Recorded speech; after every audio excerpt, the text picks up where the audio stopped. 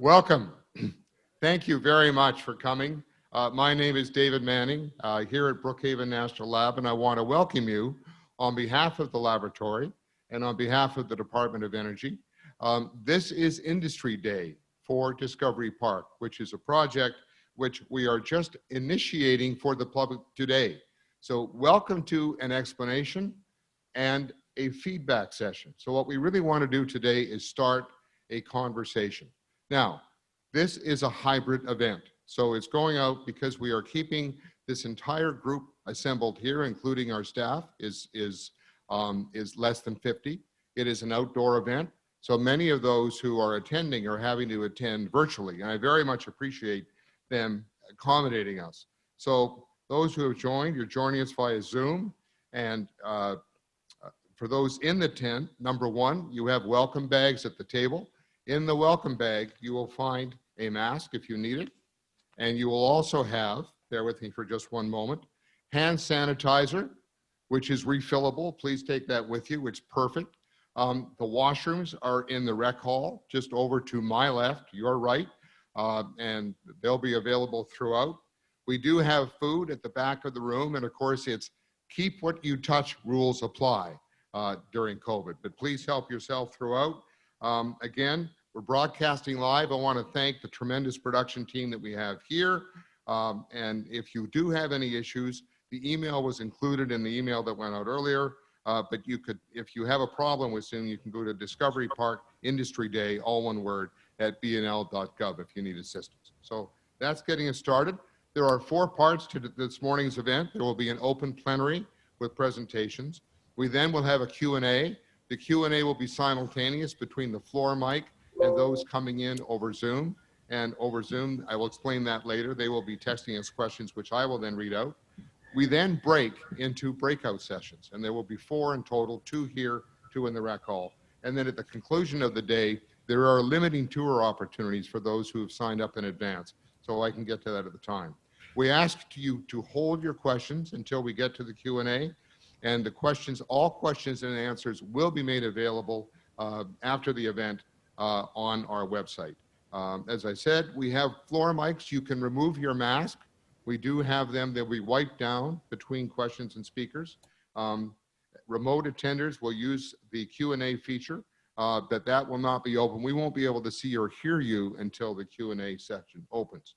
So now, all that said, we're going to start off appropriately with our laboratory director, my boss, Dr. Doon Gibbs. Doon, the floor is yours. Thank you.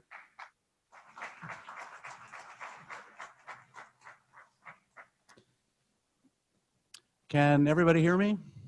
Good. Good morning, everyone. It's really a great pleasure for me to welcome everyone here and virtually to Brookhaven Lab. We are very excited to tell you both about Discovery Park, which we've been working on for some years, as well as to hear your feedback in return. Thank you all very much for coming, both online and here. There are a number of important people here today besides yourselves, including Steve Ballone, the Suffolk County Executive, Kevin Law, the President and CEO of the Long Island Association, Carol Longworth, the Long Island Regional Director of the Empire State Development Corporation, and Ed Romaine, the Brookhaven Town Supervisor. They'll all speak in the plenary session immediately after me, and I'd like to thank all of them for coming as well. So first things first, safety is a core value at Brookhaven. As David mentioned, this event is being held outdoors under a tent. It's limited to 50 people in person altogether, all of whom are masked and respecting social distancing. Inclusion, diversity, and equity is also a core value at Brookhaven. ID&E is a crucial element of solving the challenging problems we face looking forward as a nation. Both of those, safety and ID&E, will be part of the Discovery Park project. So let me just say a couple things about Brookhaven Lab. Brookhaven is a multi-purpose Office of Science laboratory. We're owned by the Department of Energy, but managed by an LLC, Brookhaven Science Associates, or BSA. BSA is a partnership between Stony Brook University and Battelle Memorial Institute. Stony Brook is a primary science partner, also with operations, and Battelle is also both a science and an operations partner. They co-manage some 6 other national labs. What makes national laboratories, DOE national laboratories unique, they have a mission. I'll tell you about ours in a second.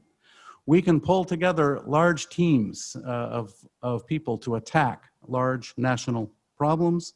And we also design, build, and operate big facilities that universities and companies couldn't afford to do.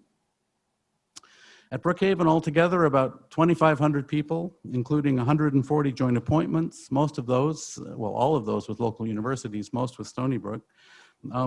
About 500 students, more than 5,000 guests and users visit Brookhaven each year to use our user facilities, and some 30,000 students and teachers in K through 12 visit each year, including a few hundred summer interns. The summer interns this year were virtual, and we'll see what happens next year. The budget for Brookhaven in FY20 was about $700 million, but with a significant economic impact on the state of New York. For the 2,500 people that we employ here, there's another roughly 2,500 people who are employed in the community as a result of the contracts that we let, the services that the local providers give, for example, hotels and food and others. So the impact is about 5,000 jobs in New York State. We are very proud of our relationship and partnership with New York State. The state has invested nearly $200 million in Brookhaven over the last 5 to 7 years, including infrastructure for the big new machine, the electron ion collider, scientific instruments at our national synchrotron light source, both for cryo-electron microscopy and also the HEX beamline, for data science, and much more. So let me just say a little bit about what we do and then a little bit about Discovery Park. At the very highest levels, our operating principle is simultaneous excellence. Simultaneous excellence in science, operations, and in community outreach. Our vision, broadly, discovery science and transformational technology that power and secure the nation's future. We're leaders in the United States in nuclear physics, in energy sciences using synchrotron radiation, and in data-driven discovery. We have world-leading programs in high energy physics, bio and environmental science, accelerator science, including isotopes, one of the interests in Discovery Park, and national security and non-proliferation. Another part of our vision is to help drive the regional ecosystem for science and technology on Long Island and in New York. The mission, broadly, delivering expertise and capabilities to drive scientific breakthroughs and innovation for both today and tomorrow. In that regard, we advance fundamental research in nuclear and particle physics. We advance energy and environmental related research with applications to 21st century problems. And we advance national security using our unique capabilities and expertise. The strategy broadly, position our user facilities, these big machines, for continued leadership roles.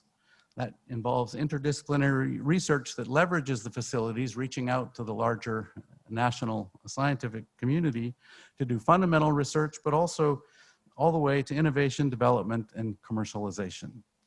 An important part of our broad strategy also is to establish a regional bulkhead, Discovery Park, that can serve as a driver to regional, national, and international partnership and outreach. So that vision, our priorities, our mission and strategy define who we are and enable us to achieve the larger Department of Energy vision. A couple more things about the campus vision, Discovery Park, and then we'll turn it over to the honored guests. We have focused the laboratory's campus vision, obviously, on the science vision and priorities of the lab's mission. There are 3 attributes of the mission-ready future state that we envision. First, that we have a reliable and attractive campus. Second, that our infrastructure supports safe and cost-effective operations. And third, that we have enhanced amenities for our users, guests, and staff. Modern science is enabled through capable and reliable infrastructure. One of the key elements of our strategy for creating this infrastructure involves the transformation of Brookhaven by forging new public-private partnerships through this innovative concept called Discovery Park. Discovery Park is a centerpiece and a catalyst for our laboratory of the future. The landscape at Brookhaven has changed dramatically over the past decade, as many of you know, but it's going to continue to do so in the next decade. especially as significant new federal funding is infused here to provide new, unique, and modern scientific capabilities and workspace. There are two prominent recent examples that I'll mention. The Electron Ion Collider, which we launched last week in an event rather like this. The EIC is a $1.6 to $2.6 billion facility to be built here over the next decade. Its purpose is to understand the origin of visible matter. Also, as you may have heard, Brookhaven was just named as one of 5 national centers for quantum information science, which is you've heard a lot about in the news lately. This is a $125 million program over the next 5 years. These are 2 examples of the wave of the future at the lab.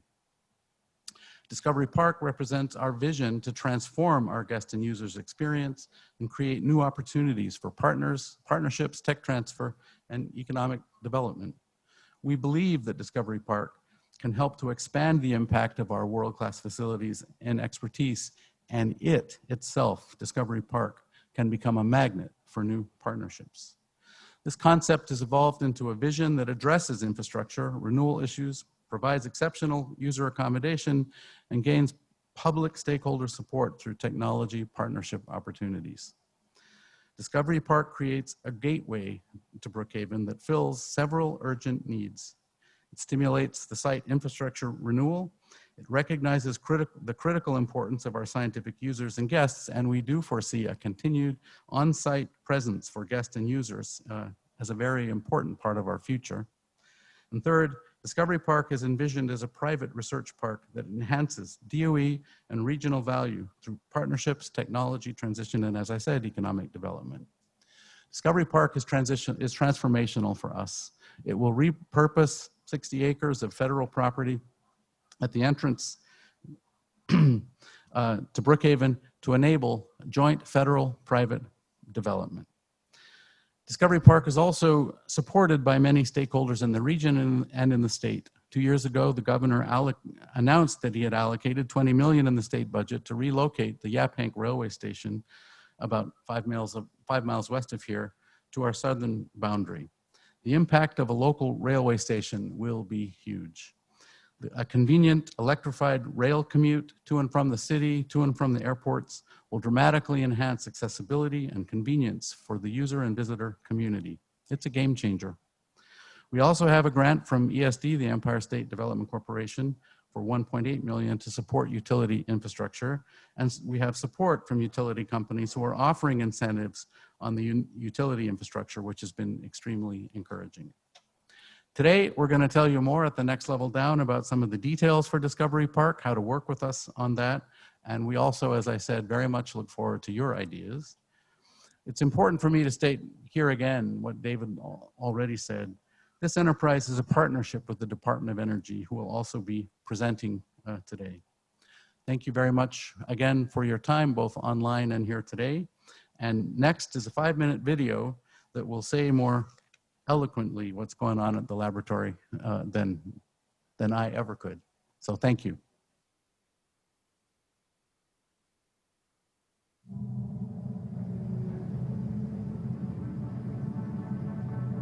The problems that the nation faces are complex. We need science more than ever. Here at Brookhaven National Laboratory, we are looking into little corners of the universe you can only look into at a facility like this. We are trailblazing the future. The mysteries of matter itself are being solved here at Brookhaven National Lab. 5,000 acres, 300 buildings. About 3,000 people work here at this facility. It's about a $600 million annual budget. We have 3,000 to 4,000 people who come in each year to use these facilities we make available for free. The phenomenal scientists that are here enable us to solve problems that otherwise could not be solved. We've drawn amazing people from around the world. Science is exciting. Brookhaven National Lab is managed for the Department of Energy by Brookhaven Science Associates, a partnership between Stony Brook University and Battelle Memorial Institute. Ultimately, the science and technology that we do here have impacts on the economy. What looks like fundamental science is also producing the insights and the ability and applications to do new things for society. The beauty of this public-private partnership is that it helps us to overcome that area between a new invention and commercialization of that invention. A lot of fundamental research has to be done before something can actually transition into a product. Here, we can solve some of these initial questions that make or break a future technology. We're helping other people to really go to the frontiers of science. We're trying to solve why your cell phone battery dies after a few years. We're interested in new drugs. All these problems that require science and cutting-edge science to answer them. Here at the Relativistic Heavy Ion Collider, it's the only facility like this in the United States and allows us to recreate conditions just like what occurred in the Big Bang. For the good of humanity, we do studies like this to try to understand the way the universe works at that fundamental level. If we understand these quantum materials, we have the potential to revolutionize energy. We have to maintain our scientific leadership, and Brookhaven's proud to be doing that by delivering the world's best facilities and for hosting the experts who are going to be leading in those critical areas for our future. We have scientists here investigating creation of new materials. It sounds like science fiction, but it's not. Our job is to help expand countries' energy options. Plants are the future. We're trying to manipulate plants to make more sustainable energy. A synchrotron light source is essentially a very large X-ray machine. To give you a sense of scale, you could fit Yankee Stadium inside this ring. We focus the beam down to about 30 gold atoms. That's a world record. There's no other working microscope that can deliver that. Batteries are going to be a huge part of the economy moving forward. We're looking for next generation batteries. How can we make them more environmentally friendly and lower cost? The whole world will benefit. The NASA Space Radiation Laboratory is meant to study the effects of radiation so that we can design better shields for astronauts. We also have an isotope production program. We manufacture the radioisotopes that protect people from cancers in the future and can treat the people that have cancers today. Data-intensive computing is really fundamental. Scientists produce more data than they can analyze. We develop new algorithms and tell them where interesting things are happening. We are helping people to make the discoveries of the future here at Brookhaven National Lab. We're becoming a technical society. We need a technical workforce. We need to inspire a new generation. The inclusive environment will allow us to become ever more diverse. This pipeline of students who are fascinated by science, that's part of the joy of this place. That's part of what we do. There have been 7 Nobel Prizes in Brookhaven. That passion for discovery is what drives scientists. It's what makes it fun. It's why we do it. The caliber of the people who work here are the best. They come from across science and support. And every time that this laboratory does something great that has impact, all of us share in that. We're in business to enable other people's research. They come because we have the greatest machine and the greatest scientists to work with, and they can do their research in ways they could not do anywhere else in the world. In the early days when I was a scientist, it was discovering things that no one else had seen before. That's a really cool feeling, and the confidence that someday it's going to have an impact. Other people are going to build on it, and it's going to help make the world a better place.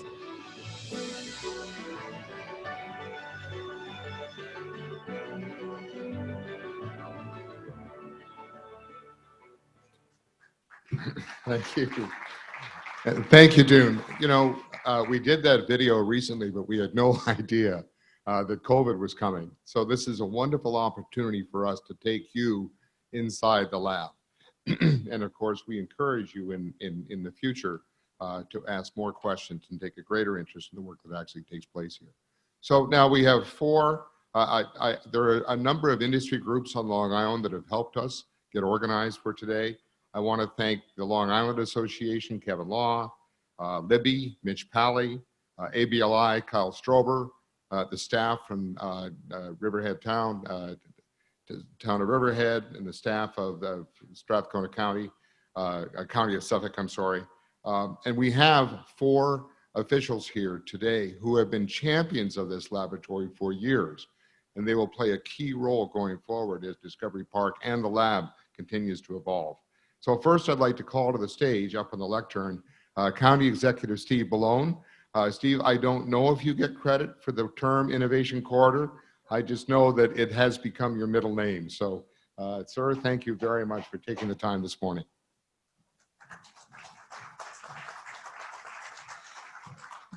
David, thank you very much. It is great to be here, and I loved your cameo in the video. Outstanding. And thank you for my Brookhaven National Laboratory face mask covering, Dune. I appreciate it. I'm going to be bringing this back to the office with me. And I want to thank everyone here at Brookhaven National Laboratory for this event, this day, and for everything that you do here. Dune, it has been an absolute pleasure working with you over these years. And we thank you for your leadership and your vision and the tremendous progress that has been made here. I want to thank all of my colleagues who were mentioned, of course, my great friend Kevin Law, who is really, you talk about the innovation corridor, he has been the champion of that concept here and is somebody who's been a great leader in our region, our state, and I thank him. I want to thank the governor, of course. Kara Longworth is here representing ESD and the governor, but the stuff we're talking about wouldn't be possible without his leadership and the state support here. So we truly thank him as well. And I didn't see him, but I had heard he was here. Supervisor Romaine, I want to thank the supervisor for his, Supervisor, there you are. Thank you for your leadership as well. And I can tell you that Suffolk County and the town of Brookhaven are committed to and will be working hand in hand together to support the efforts coming out of this lab because of what it means to our region and to the future here. That's what we're talking about. We're talking about the future.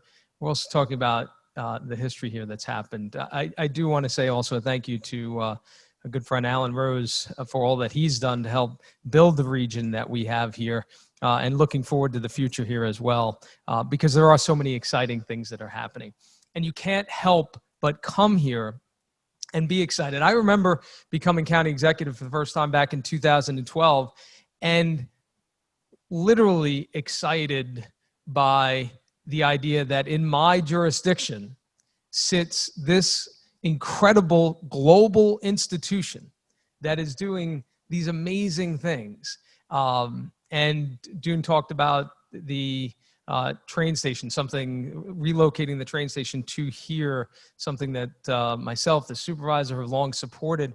I remember the first time thinking about that. That train station right now is at our Board of Elections, the Suffolk County Board of Elections.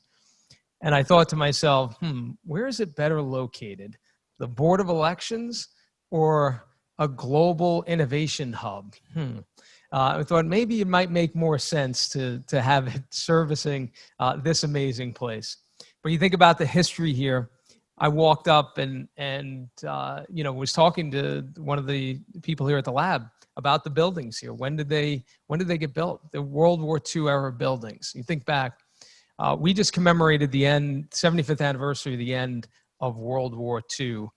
This place, of course, has been here going back to World War I, World War II, where America's heroes, veterans were healing in those buildings right here. But it was 75 years ago as well that we commemorated the start of the atomic age. 75 years ago, last month, the dropping of the atomic bomb on Hiroshima, and then 3 days later in Nagasaki. Most people don't know Suffolk County has a connection to that here as well. Back in 1939, there was a scientist who wrote a letter to the president, FDR, at the time, and told him that German scientists had, in fact, been able to split the atom, unleashing an incredible amount of energy, potentially that could be converted into the bomb, and that it was likely that the Germans were working to convert it to a bomb as we speak. That scientist was Albert Einstein, who was summering out in a cottage in Southold, and I'm told was a terrible sailor on the Peconic Bay and had to be rescued many times by the Southold police. But that letter ultimately spurred the creation of the Manhattan Project by the president and the dropping of the atomic bomb, launching that age. And here we are in 2020. This lab started in 1947 that is continuing to unlock, as was said in that video, the mysteries of matter, the fundamental elements of everything that exists in the universe being studied and analyzed and discovered here in Brookhaven. That is absolutely incredible and mind-blowing and exciting. And beyond that, when we think about the future here, what Discovery Park is the future of taking the mind-blowing discoveries that are happening here and the basic fundamental research and the discoveries that come as a result of that, that when married up with the work that is happening by innovators and entrepreneurs who are facing challenges, being able to utilize those discoveries to overcome those challenges and create things that are going to help our world advance and prosper, grow jobs, create economic growth. And Discovery Park is the link. This is an incredibly exciting moment for us here in Suffolk County, in this region. And because of what this lab means, it's really an exciting moment for the world. So I'm very happy to be here today and look forward to continuing to work with everybody to make this another incredible success here at Brookhaven National Laboratory. Thank you very much.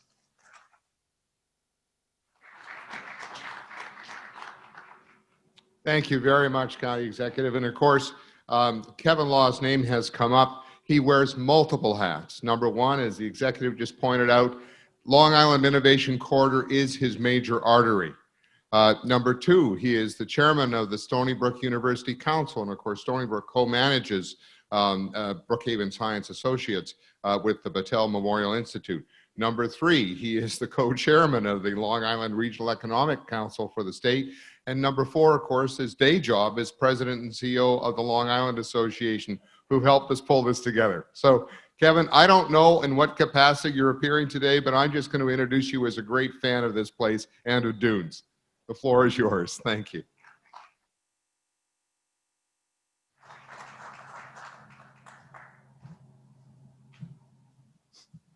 Thank you, David, and thank you for omitting the MTA board. Thanks, Steve. I appreciate that one, Steve. Well, for that, it'll be worth it. That'll be worth it. David, thank you very much. Very happy to be here as well. Dune, I want to start off with a compliment and a complaint. 2 months from tomorrow is Thanksgiving. And I thought it was really nice of Dune to have all the turkeys greet us as we drove into the complex. And that was a very, very nice touch. So well done, Dune, you know. And the complaint, I was trying to count, but I think it's 6 months. And today's the first day I put on a tie because I've done everything by Zoom and WebEx and webinars for the last 6 months. And it's been very convenient to do it without a tie. So Dune, thanks for making me put on a tie. But I was very glad that the top button's still buttoned. And so that was another good sign. Seriously, I want to thank Dune and David and all my friends at B&L. Dune and I have the pleasure of serving on 3 boards together. First, Dune is on my board over at the LIA, and Brookhaven National Lab is one of the largest employers on Long Island, so we're always lucky to have him and B&L, who've been on the board for almost 50 years. So that's exciting. Dune and I also serve together on the Regional Economic Development Council and have for the last almost 10 years. So it's been a pleasure working with Dune on projects all over Nassau and Suffolk County, and especially here in Brookhaven. And then we also serve together on a board of Accelerate Long Island, which was a not-for-profit that was created to try to get all the different research institutions on Long Island working together. And we have some of the best. You know, Steve alludes to it, and I really got to tip my hat off to Steve. He's done such a great job, and he really has been a champion of all our efforts to create this research corridor from Brookhaven National Lab all the way into the Genome Center in Manhattan. And Steve, thank you for those efforts and your support there. But every region of the country would love to just have one major institution in their region. And we are so blessed that in addition to the Brookhaven National Lab, We have Stony Brook University right down the road. In fact, I have a meeting there at 12 o'clock. And so a good reason why I have my red tie on, Dune. You have to always have your red on at Stony Brook.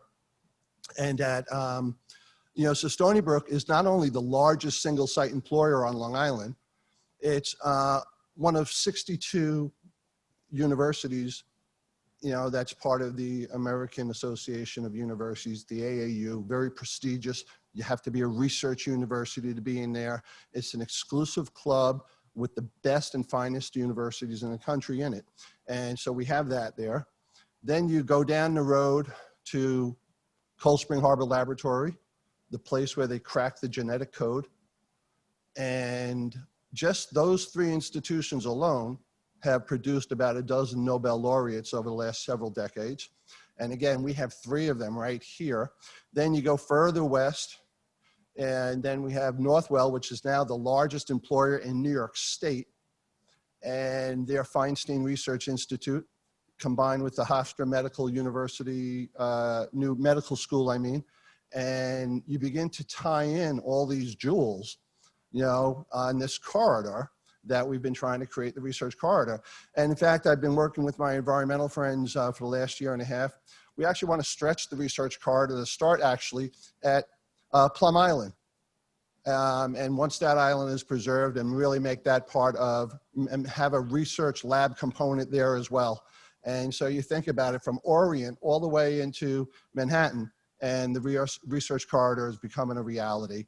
And that also wouldn't happen without the support of Governor Cuomo, who's done a great job in investing. It's one thing to talk about it, it's another thing to invest. And some of those monies have come here. And so happy to play a small part with that. And so it's exciting to be a part of that. And then when it comes to the Discovery Park, I really think the future, and I see my friends here from the real estate community, the future in real estate in Long Island is, most of the island is developed, or most of it is preserved, which is a good thing. And so the future is going to be in either repurposing sites that have already been developed, or being creative and doing these new types of public-private partnerships, like what you're envisioning here with Discovery Park. And so I think that's where the action is going to be in the future. It's exciting to be play a small role in helping advance that. I'm excited for you guys here at BNL. And my last thing I want to say, Dune, that video is terrific. And most people think of BNL, they drive by the LIE, they see the signs for Brookhaven National Lab, or they drive down to William Floyd and they see the signs, they always wonder, oh, what's in there? That video should be distributed to every Long Islander, every business organization. I should post that on my website. Every business organization and chamber should post it on their website. We should get Altice and Optimum to do a public service announcement of that. People would be so excited. Not everybody is aware of all that. And I think that video should get widespread play throughout Long Island. It really, we do a good job of complaining and talking about the negative aspects. This is one of the most positive things we have in our region. Everybody sees that video. You're going to have more supporters than you already have. So thank you. Good luck today. I look forward to learning more.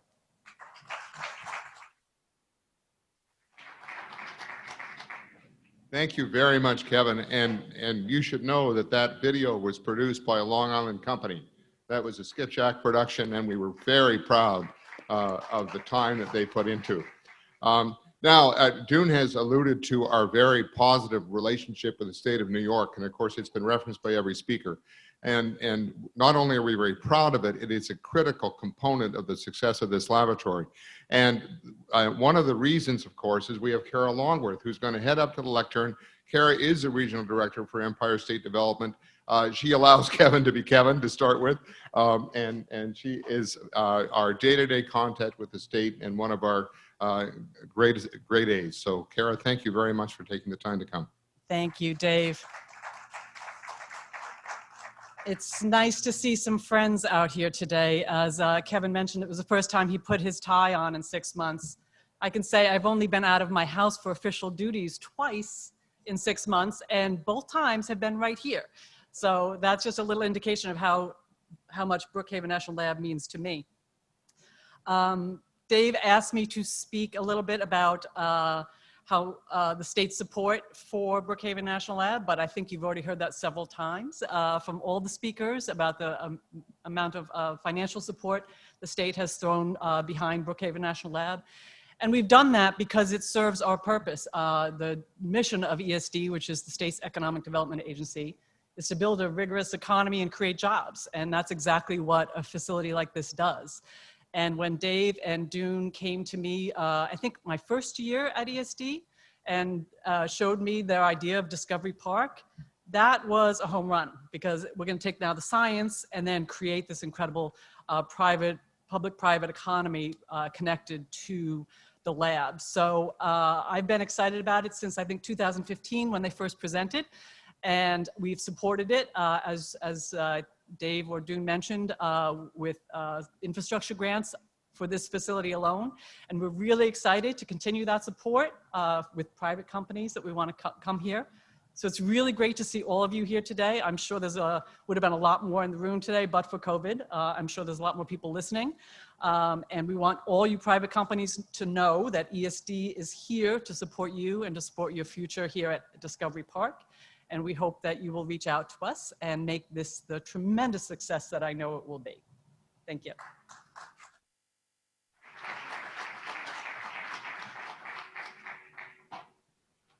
Thank you very much. Now, the town of Riverhead, Ed Romaine, the town supervisor, and Ed, I'm going to encourage you actually to come and use this microphone.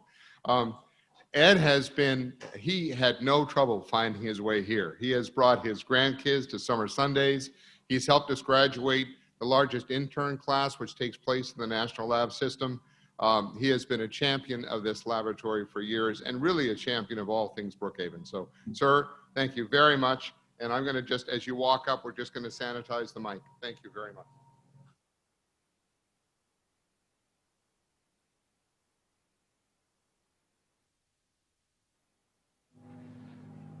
Thank you. I'm speaking for down here. I had a little leg injury earlier, so I'm kind of hobbled, but I would not have missed this. And although I love Riverhead, having represented it in the county legislature and having represented Brookhaven Lab in the county legislature, you don't have to guess the town I represent. It's the town of Brookhaven. So, and Brookhaven, as you know, has about 500,000 people. It's the largest town in Suffolk County, and it is home to Brookhaven Lab. And we are very pleased to have this lab. And when I was a county legislator, I represented this area in the county legislature, and actually one of my aides served as the chairman of your advisory board. So we have a long history. And that history today is going to be somewhat longer. This is an institution that literally over the 73 years has helped change the world for the better in ways that the average citizen doesn't see, in ways that those who study science and more likely history understand. But today, we're at the advent of a different time.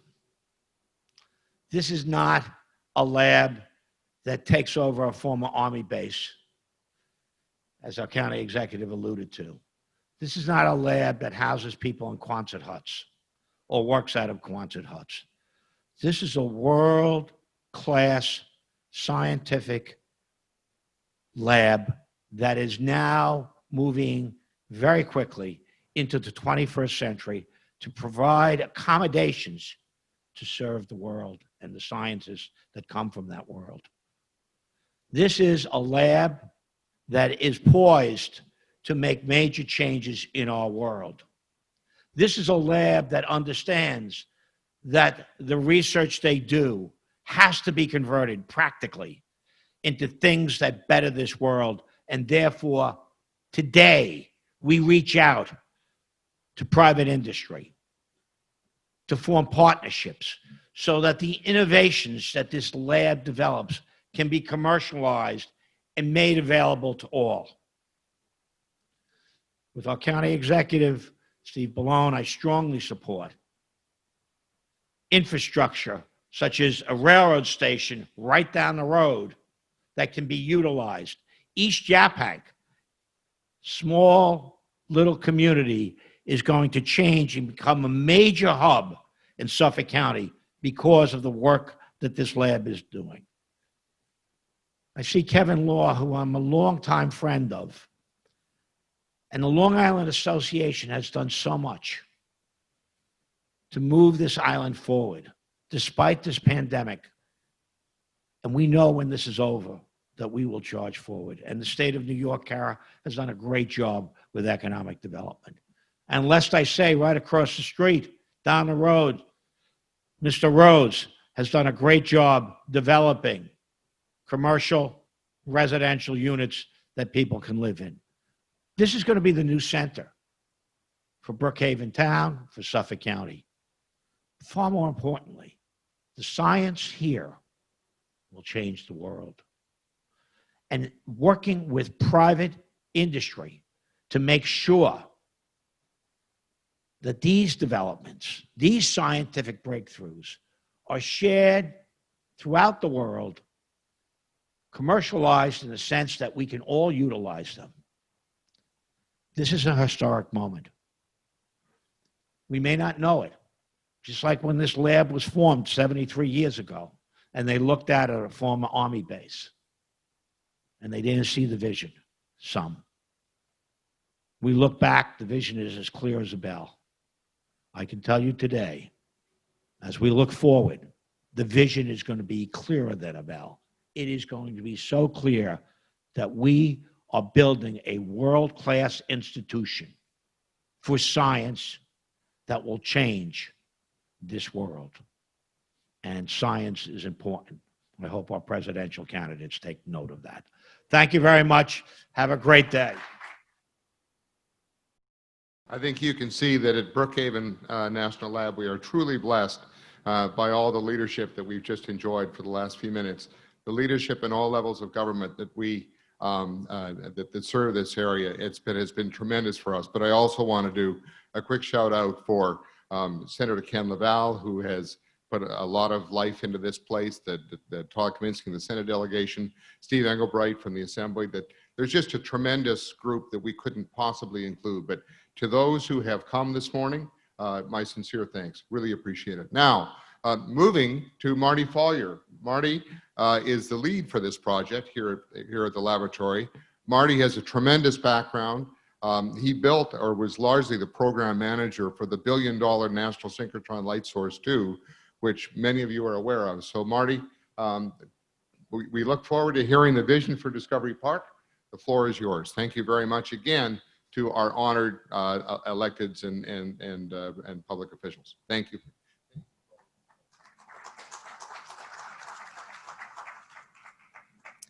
Thank you, David, and thank you to the elected officials for that incredible introduction and for your support for our concept for Discovery Park. And welcome to our virtual audience and to the in-person attendees today. We appreciate your interest in Discovery Park. Our goals for today are to keep everyone safe, first and foremost.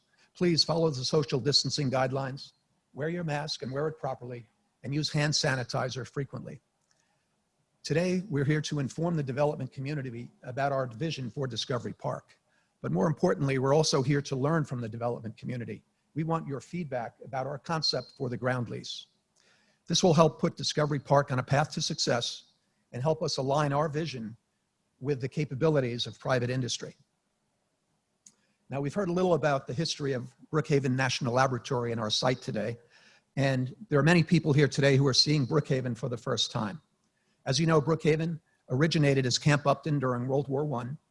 After the war, the camp was dismantled, and during the 1930s, the area was reforested by the Civilian Conservation Corps. At the beginning of World War II, it was rebuilt again and reactivated as a World War II Army base. And the photo that you see here shows what Brookhaven or Camp Upton looked like during World War II. In 1947, the laboratory was created when the Atomic Energy Commission took over the site and created Brookhaven National Laboratory to study peaceful uses of atomic energy. And today, Brookhaven National Laboratory has a wide range of scientific facilities and capabilities. The laboratory is over 5,300 acres, has over 300 buildings. is nearly 5 million gross square feet of facilities and has a replacement value of over $5 billion. We have a wide range of world-class facilities that range from the Relativistic Heavy Ion Collider, our National Synchrotron Light Source 2, the Center for Functional Nanomaterials, and many other facilities and capabilities. Our Deputy Director for Science, Bob Tribble, will speak a little later about the wide range of B&L capabilities in more detail. Discovery Park will truly be a transformational project for the laboratory, or development for the laboratory. It'll take an existing 60-acre site right at the main entrance to the laboratory that was previously developed, right outside of our security portal, and turn it into a publicly accessible and vibrant research and development park. This will enable technology transfer and economic development for the region. Discovery Park has a number of opportunities that we see for the development community. One is infrastructure renewal. Much of the laboratory, or a number of laboratory facilities, are still World War II era buildings. They're no longer sustainable. In fact, we have over 400 beds of housing on site that serves our visiting science community. Our goal is to eventually replace these buildings with modern accommodations for the visiting research community. User accommodation is another important opportunity that we foresee. The visiting user community, and the term user means the scientists and engineers that use our user facilities on site, is very important to us because much of the scientific productivity of the laboratory is from the research papers that these users produce when they do research using B&L's tools. The time that they spend here needs to be as productive as possible, and they need to have accommodations that are modern and functional. They also need a sense of place where they can collaborate and have conferences and other activities, because this informal interaction is one of the key things in the process of discovery. And we see the need for these kinds of facilities only growing because the number of users that will be coming to the laboratory is envisioned to grow significantly as the NSLS2 facility continues to build out its experimental beam lines. Another important opportunity is technology transfer. One of the key missions of the Department of Energy is to transfer the incredible knowledge that's gained at our research facilities to make it commercially available where it can benefit society. We see Discovery Park as a flexible platform that can enable acceleration of that process. Discovery Park has been in the planning stage for quite a while, but we're now transitioning to the actual implementation. The Department of Energy has funded a line item project, an $85 million line item project called the Science and User Support Center, which will be the foundation and anchor facility for Discovery Park. That project is now undergoing design and will start construction next year. And we hope that private facilities will follow shortly thereafter. Technology partnerships will be incredibly important to Discovery Park. We believe technology partnerships opportunities aligned with the B&L mission have a high potential for economic development. Several years ago, we commissioned a company to look at the feasibility of creating a research and development facility at Brookhaven. This company, called Techonomy, has done a number of these surveys and these studies for universities around the country and helped them plan on creation of research and development parks. Techonomy worked with us and looked at the capabilities and technologies that Brookhaven works with, looked at the possibilities of market growth and the potential for private partnerships, public-private partnerships for these technologies, and identified a number of scientific development platforms that have high potential for commercial development. They also identified a number of emerging technologies underway at Brookhaven that also have high potential. We're holding a technology outreach partnership opportunity breakout session a little later today where you can learn more about some of these partnership opportunities. And now I'd like to show you a rendering for Discovery Park. It shows our vision for what we think can be achieved here. As you entered the laboratory today, you came in through our main entrance road and you went past our new traffic circle. You went straight past it today, but in the future, you'll be able to make a right turn and enter the publicly accessible Discovery Park area.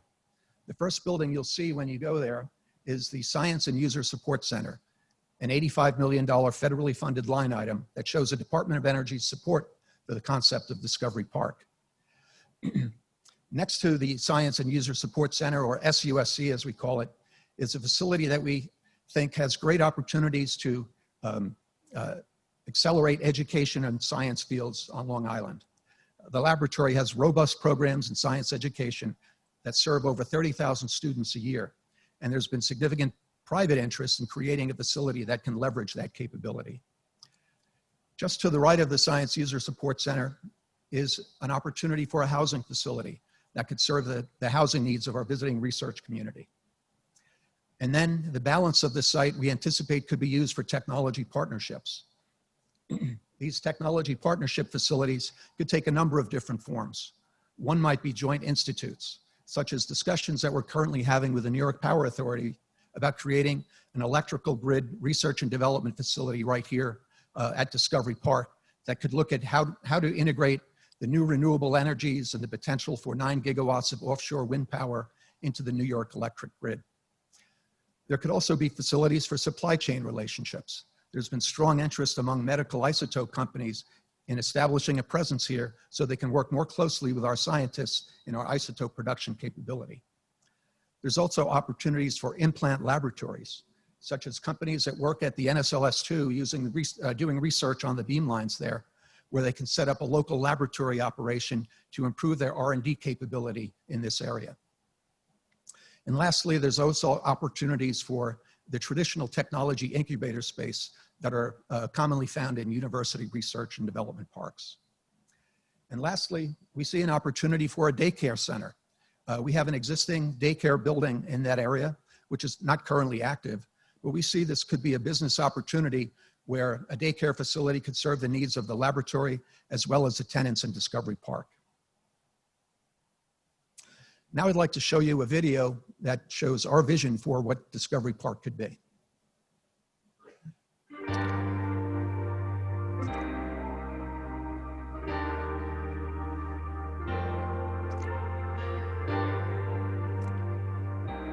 So the first building you'll see when you come to Discovery Park will be the Science and User Support Center. This $85 million line item project will house facilities for the visiting user community as well as other visitors to the laboratory. We see an opportunity for an outdoor amphitheater, which is currently being designed into the facility. We also see an opportunity for an education facility, which will have teaching laboratories and classrooms. We think having outdoor space available for all these buildings is very important, especially given the experience we've recently had with COVID. Having outdoor space adjacent to offices and lab facilities is something that we would encourage. This is a vision for what a housing facility could look like. This could potentially be built in multiple phases, and we see opportunities here for other commercial space within this facility. One of the concepts we have for Discovery Park is to provide a pedestrian corridor that interconnects all of the buildings and reduces the number of interactions with cars and pedestrians.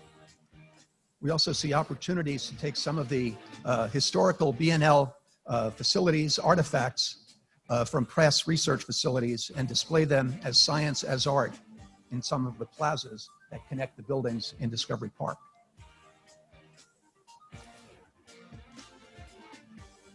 We think having plazas that connect each of the buildings, providing outdoor space for each facility, is also important.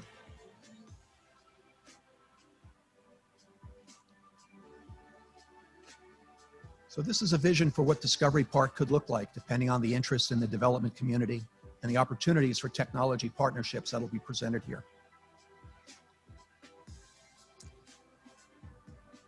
An additional concept for Discovery Park is to route all of the traffic and parking outside the facilities so that they don't intermingle with a pedestrian corridor.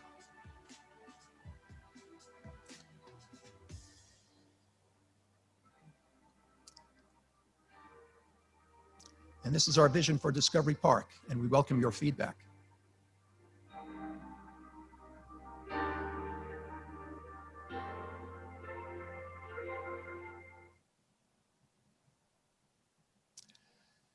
Discovery Park is an important element of the regional technology ecosystem.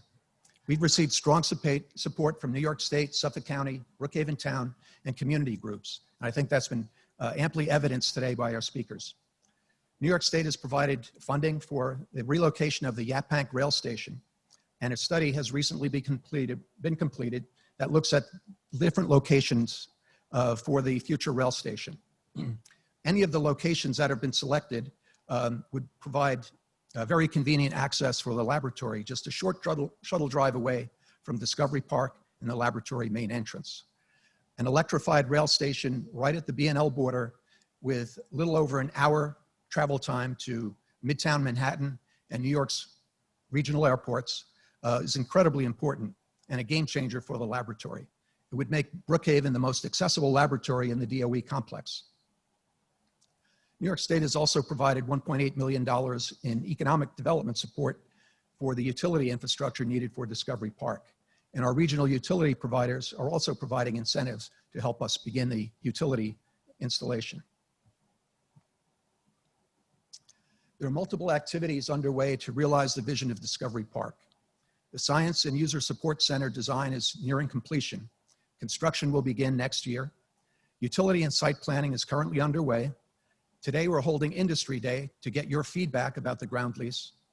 We'll continue with stakeholder engagement and technology partnership outreach as we move forward with the project. And we look forward to a process next year to enable us to award the first ground lease for Discovery Park. And we'll also continue to follow the development of the Brookhaven Yaphank Rail Station.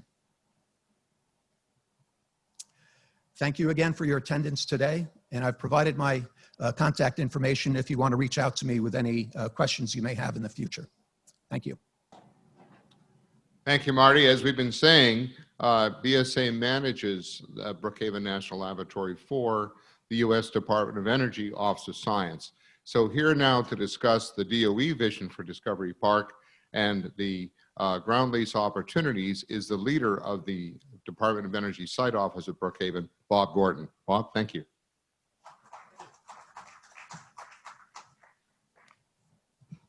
Thank you, everybody, and welcome from the Department of Energy. Whether you're here virtually or you're here in person, thank you very much for coming. But more than that is now thank you for being a part of this project. Because Discovery Park, as we find, as you heard from the other speakers, it's contagious. It's not contagious in a bad way like a pandemic. It's contagious from enthusiasm.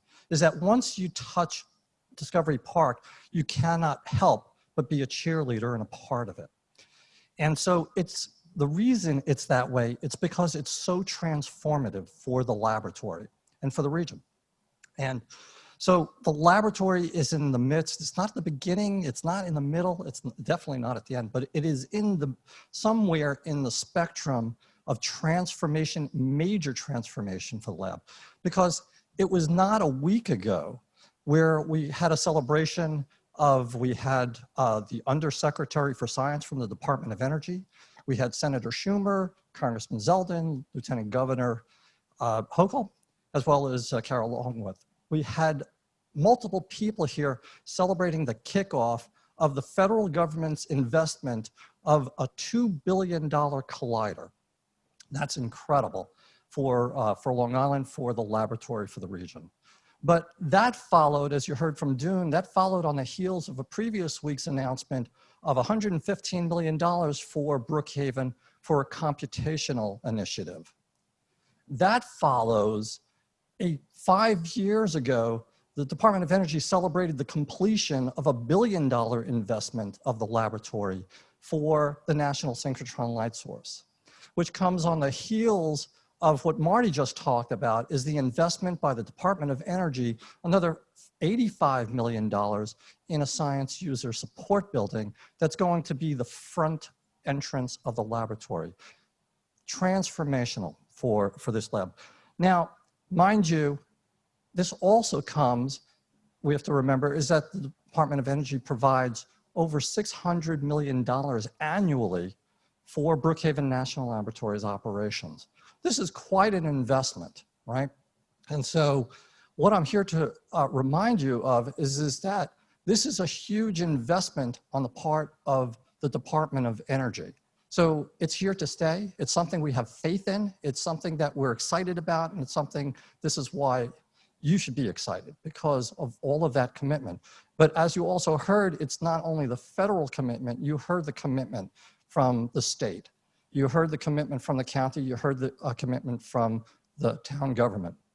It's everybody is committed because everybody is enthused about this project. And it is so transformative is that if you think about it, as Marty described, is if you're used to Brookhaven National Laboratory in the past, I mean, you can look around, you can see the World War II vintage facilities that they've been operating in. If you've stepped into the laboratory, you'll see some of the transformation to the newer facilities, but we want to take it further. And in the past, in order to view Brookhaven National Laboratory, you had to come through the security gate.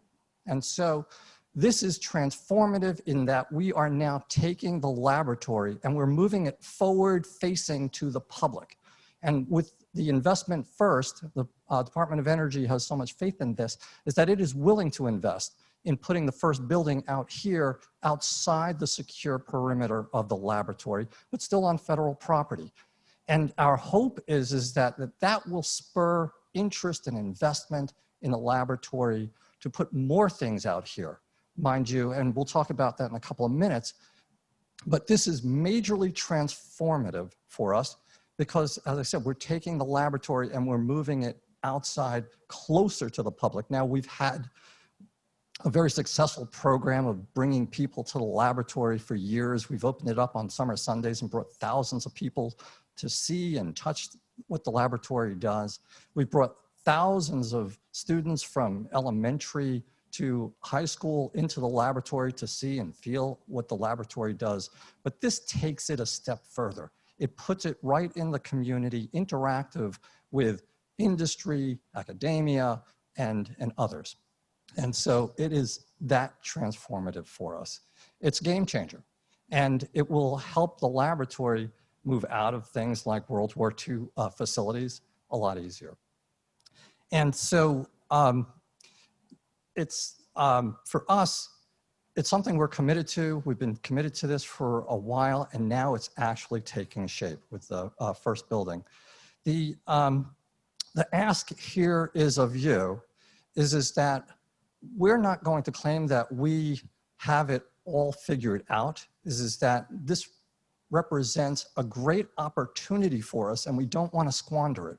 What we want here from you in the ask today is to get your ideas about how to transform this area.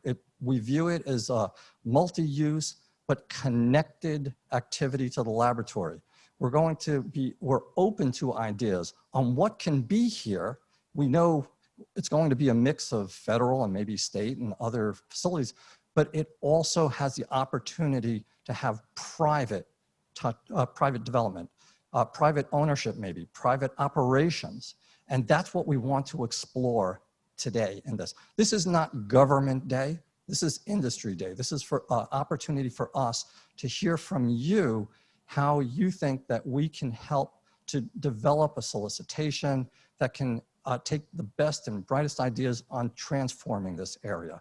So the thing that we ask for is that, and we're looking for, is that whatever we do here has to be complementary to the laboratory's mission. So it's got to help further the laboratory. So it's got to have connectivity. So what do we envision for a site like this? Is that certainly we're going to invest additionally in this area. But for private industry, we're hoping you're going to put your thinking caps on in telling us what would you need as a private business to be successful in this area.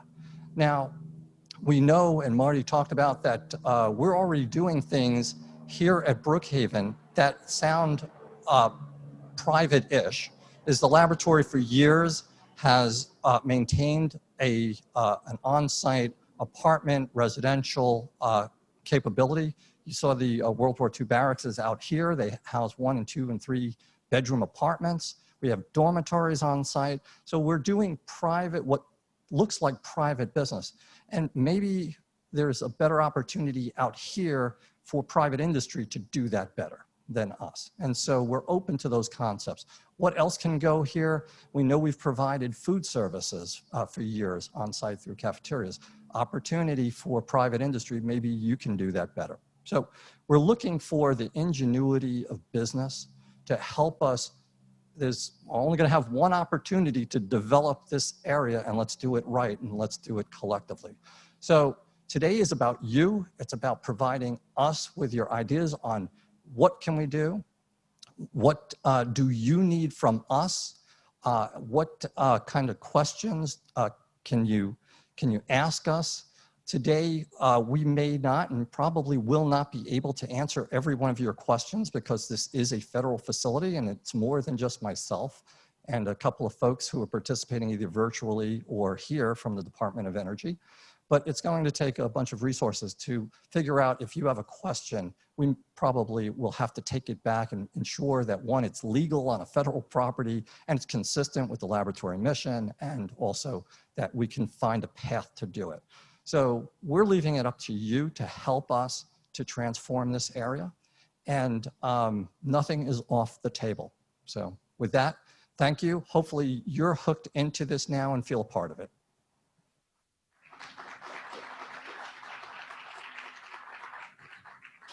Thank you very much, Bob. Clearly, one of the great advantages of locating in Discovery Park will be access and proximity to the amazing capabilities and expertise of the laboratory. So here to drill down on what we do is our head of science, Dr. Bob Tribble.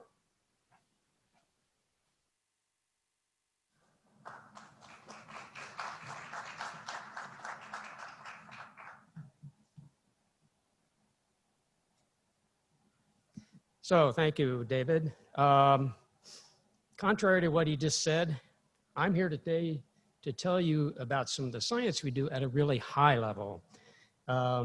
If you wanted me to drill down into it, that would be a different issue. So we are really pleased to have all of you here today to help us inaugurate Discovery Park. And again, my job is to talk about some of the science that we do at Brookhaven that we think can connect to industry and other organizations through Discovery Park. So I want to start with a picture that Marty showed, but I'll spend a little bit more time on it than he did. This is an aerial view of the laboratory.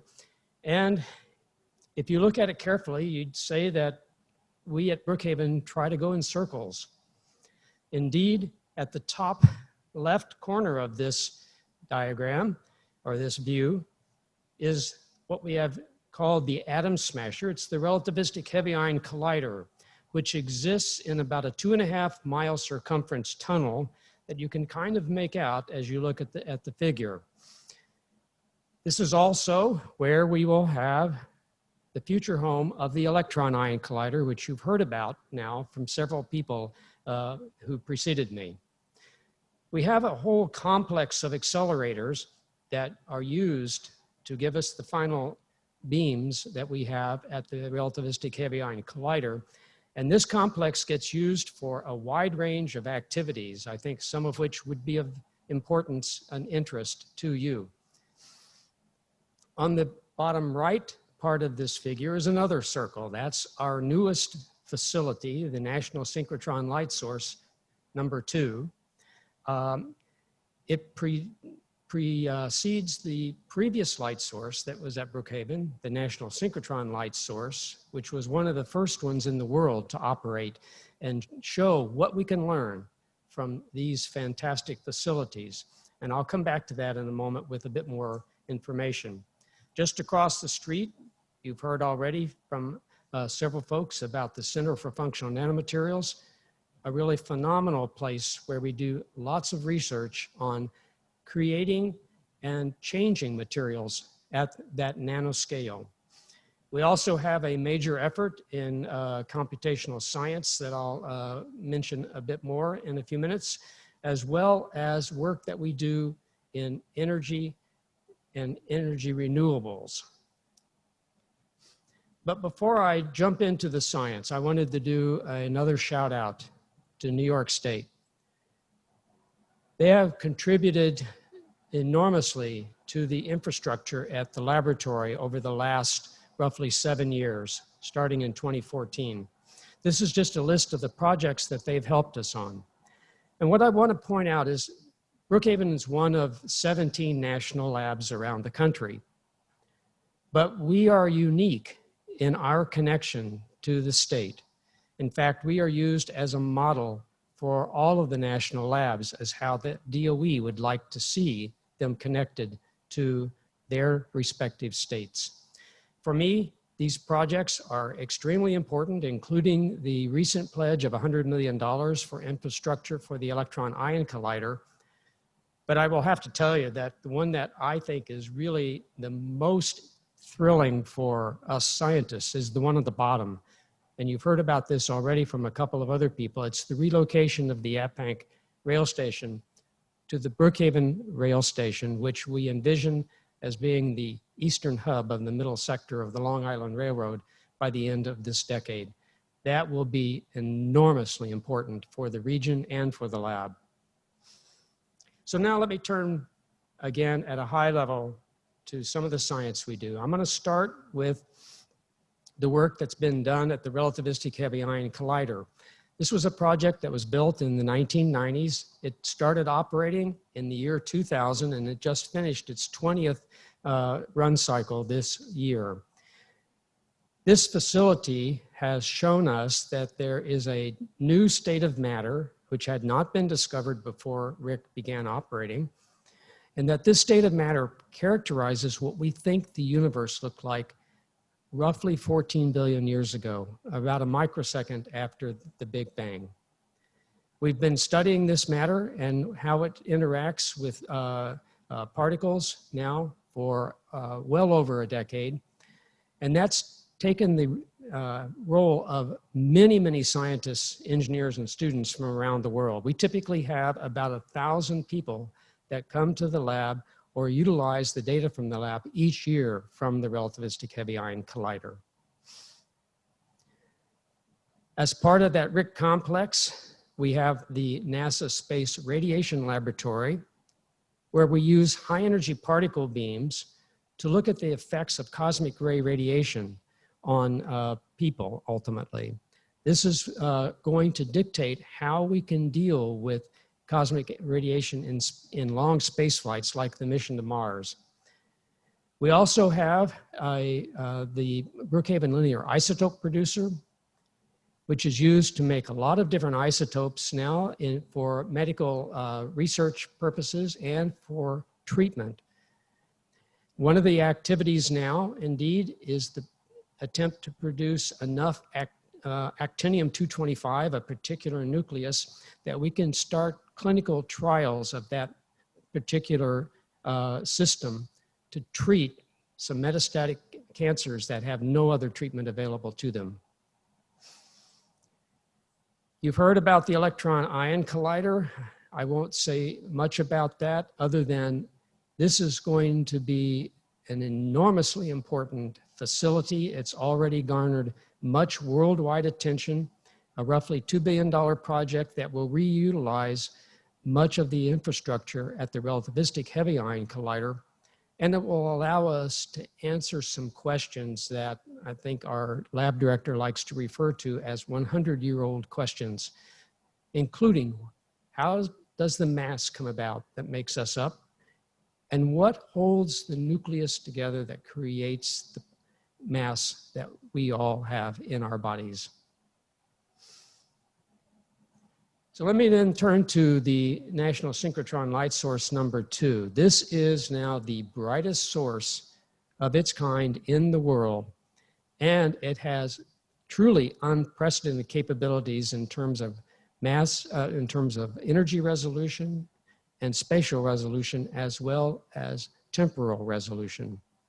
We are using it at the lab for a number of different research areas, and including research and materials, primarily those materials that are important to help our energy challenges today and tomorrow. But we're also using it to study proteins and viruses that will enable us to do a better job fighting diseases. I mentioned the Center for Functional Nanomaterials, which is just across the street from the light source and closely connected to it. This is a truly phenomenal facility in terms of what it's been able to create in the way of new materials and surfacing new materials. One of the outcomes that I think is really important is shown here in this video that I'd like to see if I can get to work.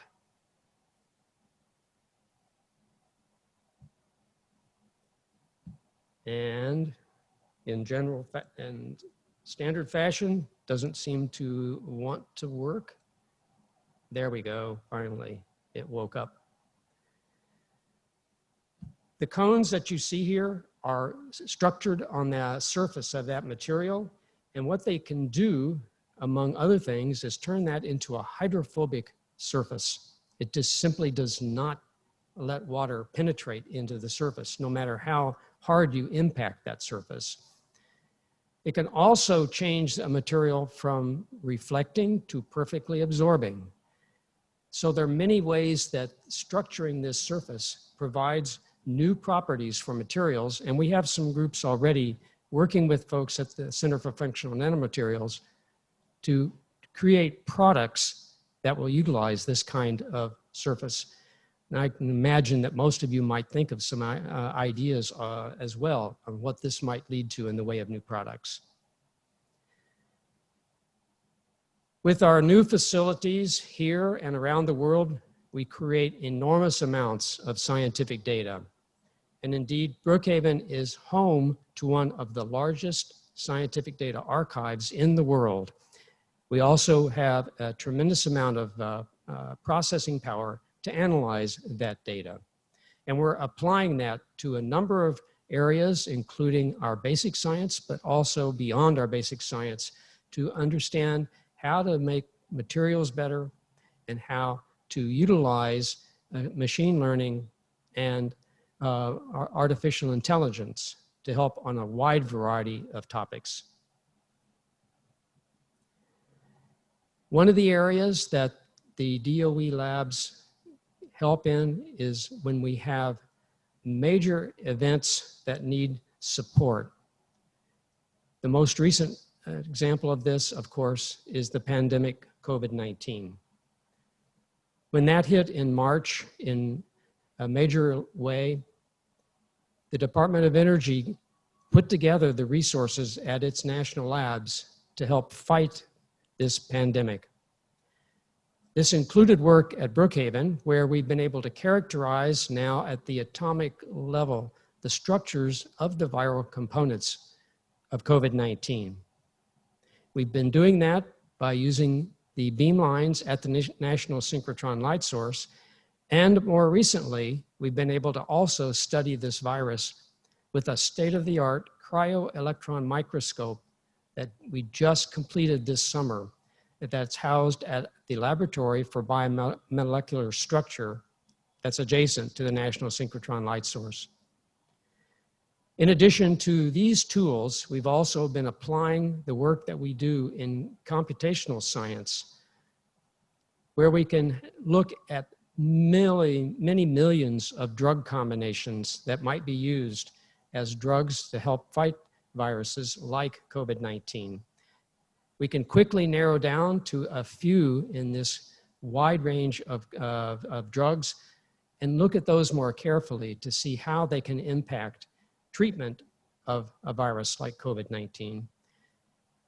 As you might guess, there have been many thousands of papers published on the topic of COVID-19 research in the last 6 months. And another effort that our computational scientists have done is use artificial intelligence to allow us to quickly sift through all of these different research papers to find the important ones for particularly looking at drug combinations that can help fight the disease. So finally, let me talk a little bit about some work that's going on in the sector of renewable energy and energy storage. Some of you may know that Brookhaven has the Long Island solar farm on it, and if you look at a day like today, we can produce about 30 megawatts of power that gets put into the Long Island grid at the solar farm. We also have outfitted the solar farm with probes that allow us to do research on how well the solar farm works and how well we can predict how it will work in the future. We've partnered with DOE and Stony Brook University as well on setting up an offshore wind research and technology center that will support the activities that New York State has planned for a major offshore wind capability in the Atlantic, just off of the south shore of Long Island. But to do this and to make it effective, we also need to change the electric grid. So Brookhaven, along with other laboratories, has a major activity in grid analysis and understanding how to innovate the grid to make it effective with these renewables. A key component of that is figuring out how we can store the energy that's produced in these renewables to be used at a time where we have perhaps nighttime without the solar farms working, or in situations where we have more or less wind to utilize the wind farm. Brookhaven has a major effort in battery research where we hope to produce better batteries that last longer and can store more energy. And this will be, again, a major component of how we can utilize renewables in the future. So with that, I will allow you to move on with the rest of the morning's meetings, but I want to put a shout out that we will have people here to talk in more detail about all of these topics during the breakout sessions. So thank you. Thank you very much, Bob. Now I'm going to call on Marty Follier to come back up. He's going to discuss the details of the ground lease. And with Marty, we will be joined virtually by the Real Estate Contracting Officer, Susan Bogert, from the Department of Energy. So this, Marty, you're on, and Susan, we have virtually. Thank you. Thank you again, David. And so now we'd like to go into a little bit more detail about some of the circumstances around our concept for the ground lease. The ground lease will enable development of the site. That's the primary vehicle that'll enable this to happen. It would be issued for facilities, as Bob mentioned, that are complementary to the BNL DOE mission. It will not be used for facilities that are intended for BNL occupancy. So our intention is not to have someone build a laboratory or an office at Discovery Park and then have BNL staff occupy that space. Any kind of facility that is intended for Discovery Park must have a sound business case. It needs to stand on its own. There can be no guarantees, although the history of Brookhaven is fairly long and the future for Brookhaven is very bright. We don't control the appropriation process, so we cannot make any guarantees from one year to the next.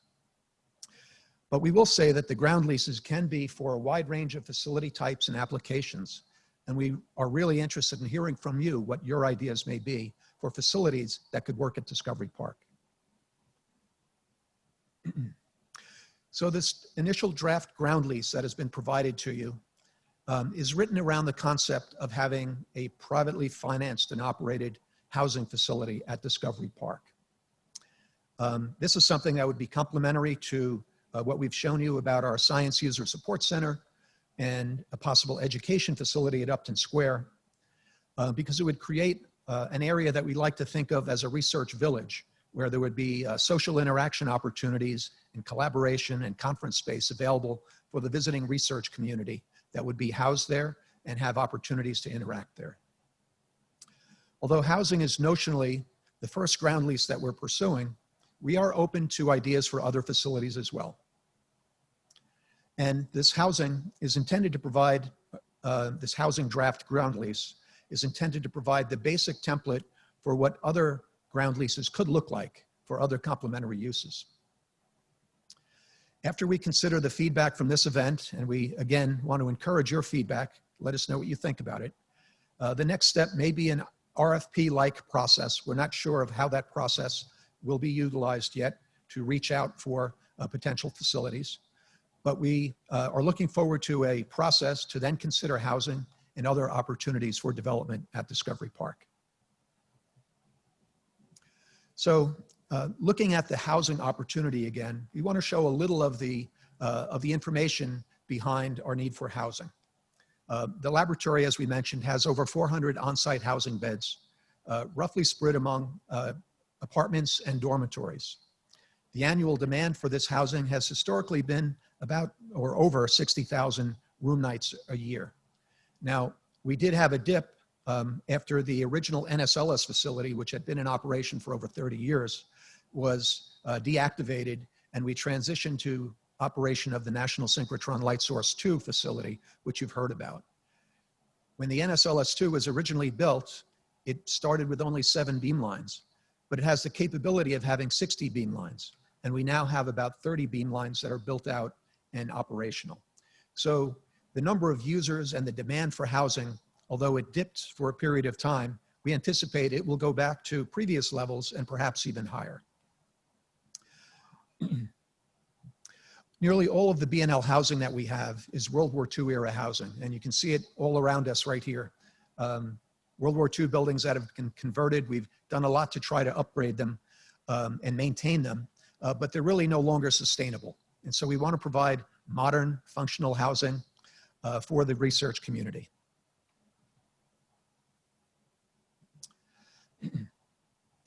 We've developed a draft master plan for Discovery Park. And part of that master plan is thinking, how could we issue ground leases for different facilities that we would need at the site? So we've developed what I call a parcelization plan for the site, for the different types of facilities.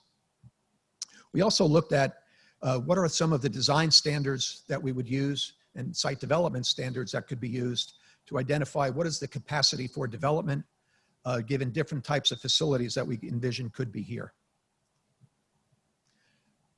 For each individual lease site, we looked at coordinating that with the plans for utility distribution for the site and identified a nominal building capacity for the site as well. But I don't want to say that these are cast in stone. This is a draft master plan. It is notional at this point. And the lease sites that we've identified here with red rectangles identifying what area would be allocated to a given lease is notional, and it's flexible. We could potentially subdivide these areas, or we could potentially combine them depending on the need for a given facility. Another thing, as I mentioned during the flyover video that we presented, is we wanted to make sure that the development plan for Discovery Park is pedestrian-centric. We want to make sure that there's good communication and interaction, that this is a very livable place when people are at Discovery Park. And so we've provided a central pedestrian corridor that joins each of the buildings in Discovery Park. We also have provided plazas that connect all of the buildings, so there's access to outdoor space for every building at the site. And we've put the parking and the roadways on the outside so that there's less interaction with the pedestrians. Looking a little more closely at our site plan for a possible housing facility, this would border Upton Square, adjacent the SUSC and education facilities. It's our social hub for the site. It's about a 4-acre site and includes the area for parking. It could be built as 1 or 2 or possibly even 3 phases of construction. It would have good visibility from the laboratory's main entrance road. It would include potential for commercial occupancy. And we would look at any number of different types of housing unit types. Could be micro apartments or a mix of different room types, or a mixed use building. We're open to suggestions there. And as I mentioned, the first floor could be commercial retail. We've also developed a utility plan for the site and are in the process of working on easements and working with local utility providers to provide utilities to the site. The finalization of these easements is in progress, and utilities to be provided will be provided for electric, gas, water, data and communication, and sanitary. And in the case of sanitary, which is often a very challenging part of developing any site, we propose to use the laboratory's sanitary system, which has sufficient capacity for Discovery Park. We envision that the utility distribution system would be developed in various phases as Discovery Park development advances. An important aspect of this that Bob Gordon had mentioned is that the ground lease will be issued by the Department of Energy. This ground lease has been prepared by Department of Energy's certified real estate specialist, and it includes input from BNL and other authorities within the Department of Energy. And today we're presenting the draft ground lease to the development community for your feedback. And now I'd like to welcome Susan Borgart, the certified real estate specialist for the Department of Energy, to provide further information about the draft ground lease for you. Thank you. I just want to let everyone know I am absolutely excited to be part of this journey with you. But before I begin, I'd like to tell you a little bit about myself. I started in the private sector, and I was in the private sector for 28 years. I started at Chicago Title. I learned residential, commercial, construction, and I became a title officer. After that, I went to GE Capital, and I was a vice president for construction and specialized funding. That's where I think I learned most of my construction and worked with builders and developers for a very long time. I've been with the government for 13 years, and I'm obviously currently at the Department of Energy. With that being said, we can go ahead and get started with the slides, please. Okay. So the Office of Science is a component of the United States Department of Energy. The Office of Science is the lead federal agency supporting fundamental scientific research for energy and the nation's largest supporter of basic research in the physical science. Next slide. The Consolidated Service Center, known as the CSC, is a component of the Office of Science. The CSC provides essential administrative, business, and technical support and services, such as real estate, to the site offices. The CSC is in support of the site office mission to efficiently and effectively oversee performance of the management and operating contracts to further advances in the fields of science, engineering, and technology for our nation. So how are we all connected? Well, Brookhaven Science Associates, LLC is the management and operating contractor for the Brookhaven National Laboratory under a contract with the Department of Energy. BSA is contracted to run the day-by-day operation of BNL pursuant to that contract. The Brookhaven site office is the local Department of Energy office that oversees that contract. The CSC provides support to the site office, such as real estate. So what exactly is a ground lease? Well, a ground lease is an agreement in which a lessee or the tenant is permitted to build an infrastructure on land. The ground lease, specifically this one we're talking about, will be on federal land located at a federal facility such as Brookhaven National Lab. The lessee will have no access to the Brookhaven National Lab main campus. However, his tenants may have access to the housing, such as the scientists may be there, students may be there, and they work at BNL, and they will have the appropriate badge and permit for entry. No access will be permitted for people in public people. So the ground lease, who's the owner? Well, the owner is the Department of Energy. Who would the tenant be? The tenant would be either a builder, a developer, a corporation, an LLC, whatever they establish at the time. And again, the managing and operating contractor is the Brookhaven Science Lab. So the one question they ask us all the time is, in this specific, what is the term of the ground lease? In this particular case, at this particular time, it's going to be negotiable, subject to DOE headquarters approval. What is the rent? We don't know what the rent is, but we will know once we order an appraisal report. The reason why we can't order an appraisal report today is because it's only good for 1 year. And the report will benefit the Department of Energy. And like Marty walked you through about the easements, there will be easements going to each specific structure. They will include gas, light, water, sewer, and communication. Well, what about the maintenance? Well, the maintenance on the building and the parameters of the building, such as landscaping, sidewalks, parking, They will be the responsibility of the lessee. Can there be improvements or modifications to the infrastructure? Yes, there can be, with written approval from DOE. But what about the taxes?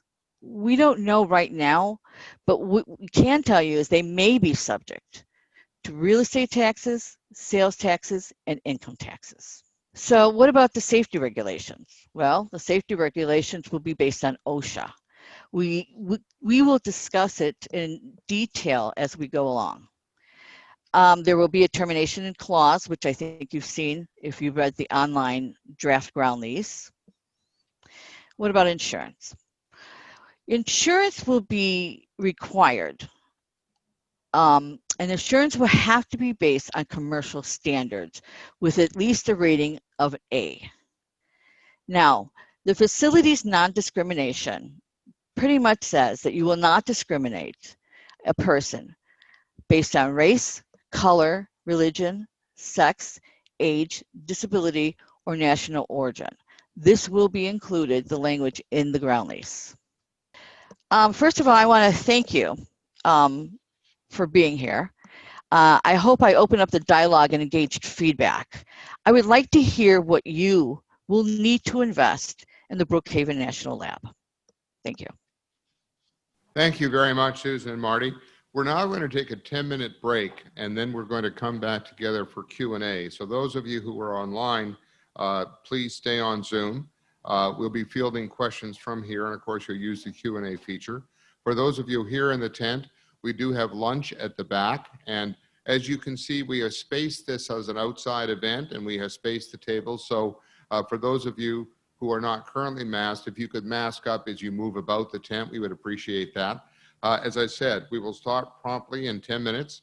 We'll then have a 30-minute Q&A session, and if the questions are, if we don't fill that time, we'll go then into our breakout groups. So again, thank you very much for your attention. And as I said, don't go away. If all of the questions and answers will be released and made public, obviously after this event. And as Bob Gordon said, we're all very interested in your feedback. So this is in fact an opportunity to begin a discussion, and we would like your input in terms of what we do here going forward. Thank you very much. I'll see you back in 10 minutes. Okay, ladies and gentlemen, this has been an interesting exercise for us, because what several people have mentioned to me is this is the first public event that they have attended now in 6 months. One of the comments, of course, was that Steve Ballone is hoping to do some kind of a county ordinance that will ban ties. And I understand that. And I think Kevin Law was with him on that. This is Kevin's first tie wearing day in 6 months. But as a result, it's been fun, even in a socially distanced environment, to see the networking that has been going on here in the tent for those of you at home. So we are going to move to our Q&A. And we have floor mics, as you can see, on the floor. We will be going to, as I said within the room a moment ago, we will be going to breakout sessions so that you can actually ask more specific questions in each of the different areas. But for the moment, we wanted to see if there were any immediate questions coming out of the discussion this morning. We don't yet have any online, but I'm just going to introduce our panel. Once again, you have Marty Follier, who you met earlier. You have who leads the project for Brookhaven Science Associates. You have Robert Gordon, who of course leads Department of Energy office here. He runs this for the Department of Energy. But we've added a new face, and that is Jack Anderson on the end. Jack is the COO of the laboratory. Again, a BSA official. So those of you in the room, I'm just wondering if anyone would like to come up and take the microphone, if you would. I see George Tunis getting up, which I did not, which is of no surprise and very much appreciated. So George, if you could just identify yourself and your company, and then feel free to ask your question, that would be great. Thank you very much. George Tunis, Chartwell Hotels. I would obviously be interested in the housing hospitality aspect of this. The two questions that I have for you are sort of logistically oriented. Have you settled on entitlements zoning? Normally, this would be the town of Brookhaven and everything that encompasses. It's a federal property. You're exempt from local zoning. That may not be pleasing to everyone there. So have you settled on a construct on what we can build, how high we can build it, what are the parking requirements, the bulk regulation requirements, and such, density, what we can build? And the second question is, is there a master developer or master development plan? Someone in these constructs usually comes out and builds out the infrastructure. They build out the road system. They build out the recharge. I don't see any sumps on there. I don't see any drainage. They build out the sidewalks. They bring the utilities, sewer, power, water, et cetera, to the sites and such. So when someone like me comes in, you know, we have an identifiable site, the infrastructure's in, because for someone who's looking to put up a hotel and some apartments, you know, we're not going to build out 60 acres of infrastructure. So I just wanted to know if there's been any thought to that lit. Excellent questions, George. So please stand by. I'm going to push this to the panel. And Bob, you want to take the lead on this one? So George, actually, if you come back to the mic, because you asked the question, but you're not off scot-free. So let me take it with the first one about the zoning.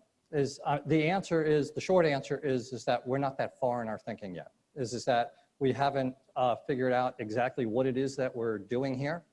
So it's really premature to start thinking about what the zoning aspect is right now. But that is something we'll definitely be thinking about. But we're, as I said when I was talking, is we're very interested in hearing from you. Is that what do you need in order for us to make this a go? Is that, so if zoning is very important, is what aspect of zoning is important? If there are other aspects, it's what's key to you, so that as we go through our thinking, is that we can figure that out. Certainty. Certainty. That's important. Mm-hmm. Can I build 4 stories? If we're gonna limit this to 2 stories, there isn't a national branded hotel that will touch this.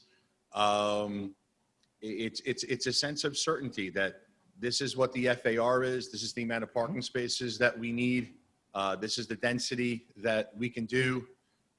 If we're looking to bring in some amenities, like theoretically a Starbucks, you know, are they able to do a drive-through and such? We're not looking, I wouldn't look to do anything other than something very benign. Some hospitality, hotel rooms, some apartments, and some ancillary retail just to provide amenities to the people that would live and work here and such.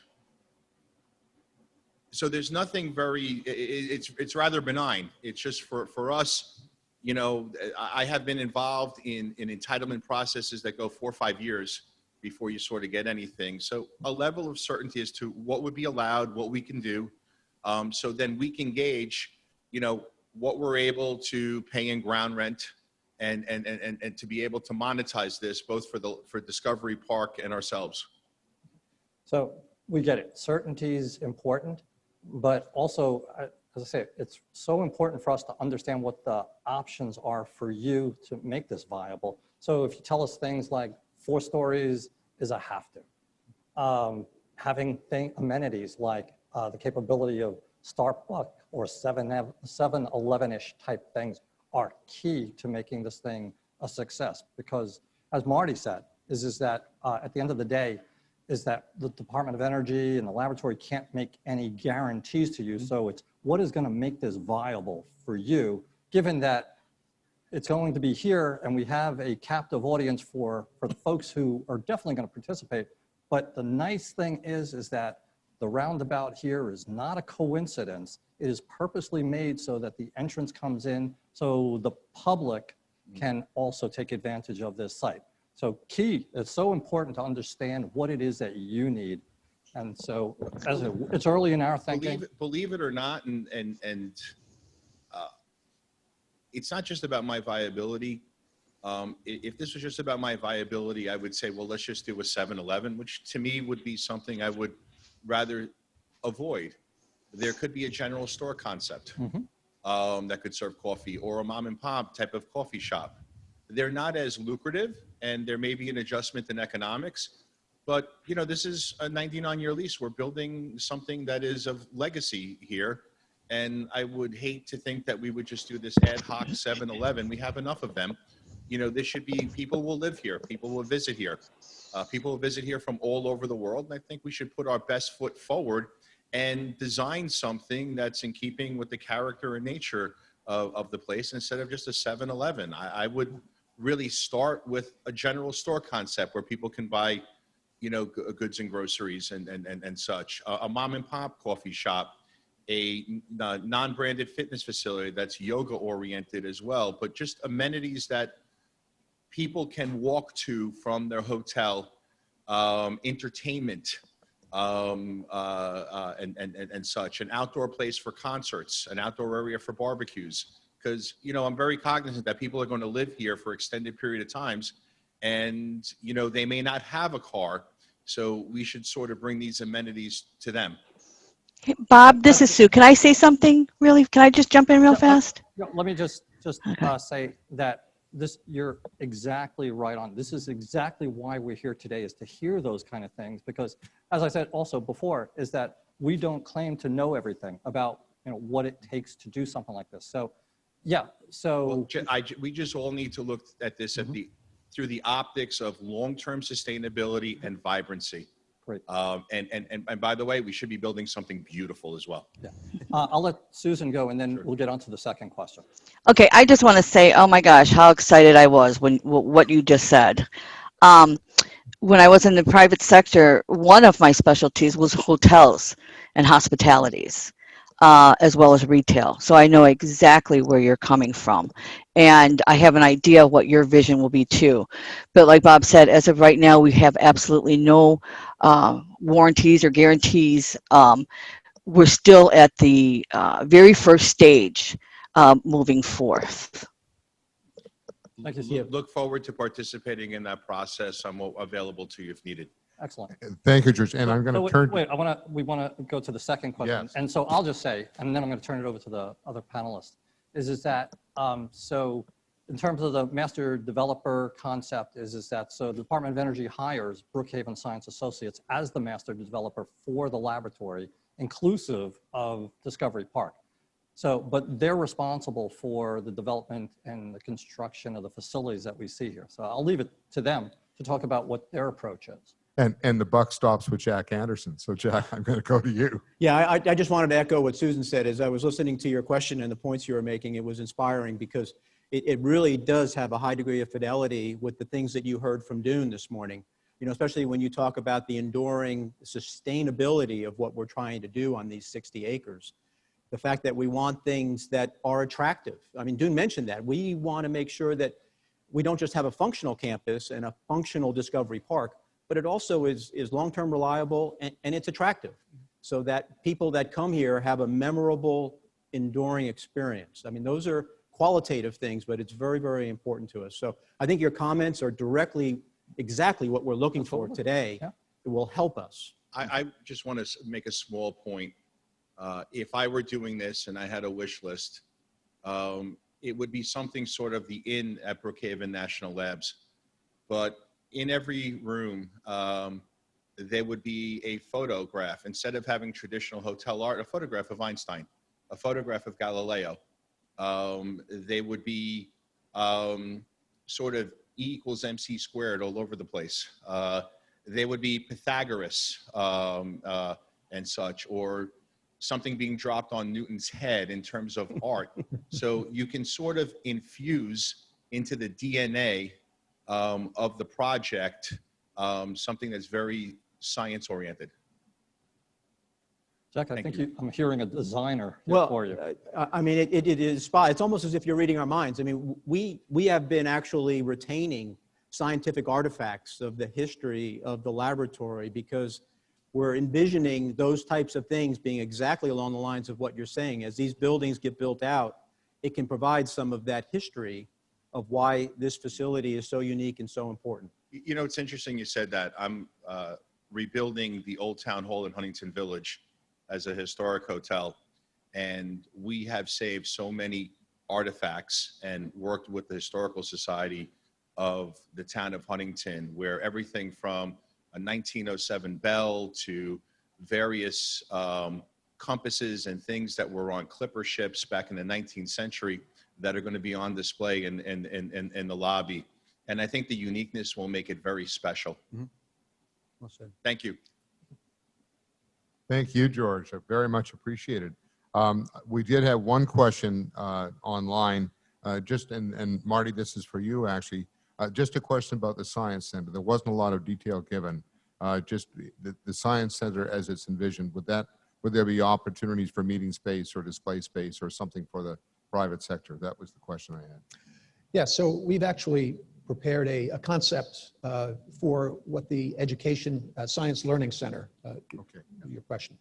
Yeah, one potential title for the facility could be the Science Learning Center. And we've put together a notional concept for what would be included in that facility. Of course, it's flexible still because we're very early, but it would include teaching labs and classrooms. It would include conference space, different educational spaces of different types, flexible space. And it also has an opportunity for, again, putting services and amenities on the ground floor. We envision that many school buses will be coming up to this facility and many children will be coming in there and they'll need a place to have lunch. So perhaps a cafe inside or a cafeteria type service within the facility is a possibility as well. Or to George's point, it could be something that, again, is science themed and is really something that is evocative of the science theme of Brookhaven National Laboratory.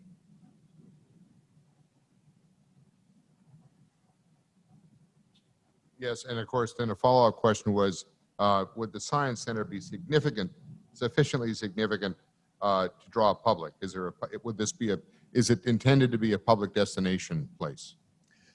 Yes, absolutely. The goal is that STEM education, which the laboratory has tremendous programs and history of providing for this area, could grow even further and reach out to many more people on Long Island and the New York area.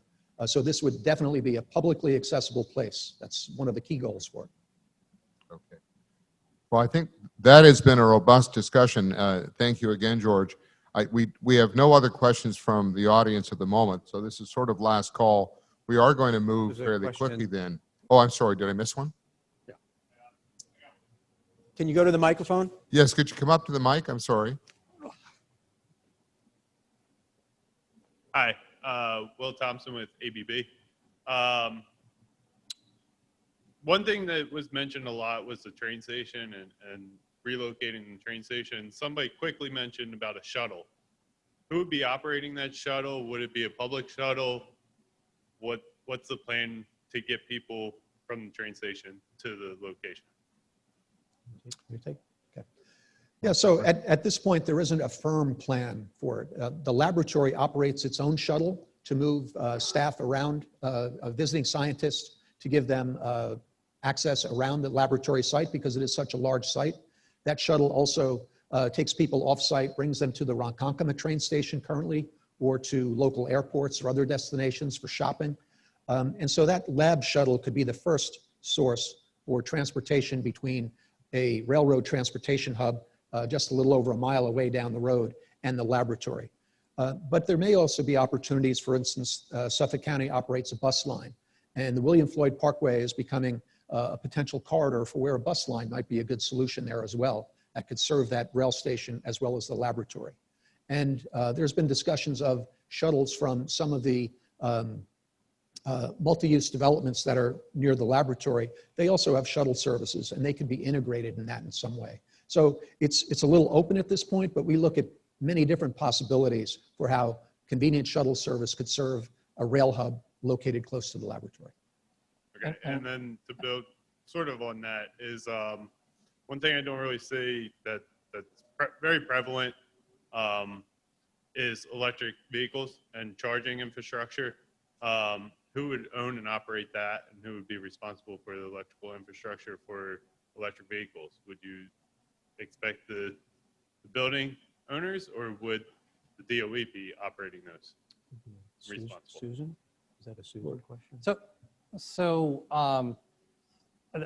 we'll have to think about that one, but let me go back to the question to you folks. Is that So we know how to run our campus, but for things that are going to happen out here, we're looking for your ideas. So if you have an idea about how do we transport people, I mean, you know, there's privately owned bike sharing programs, and there's those kind of things. This is what we want to hear from you.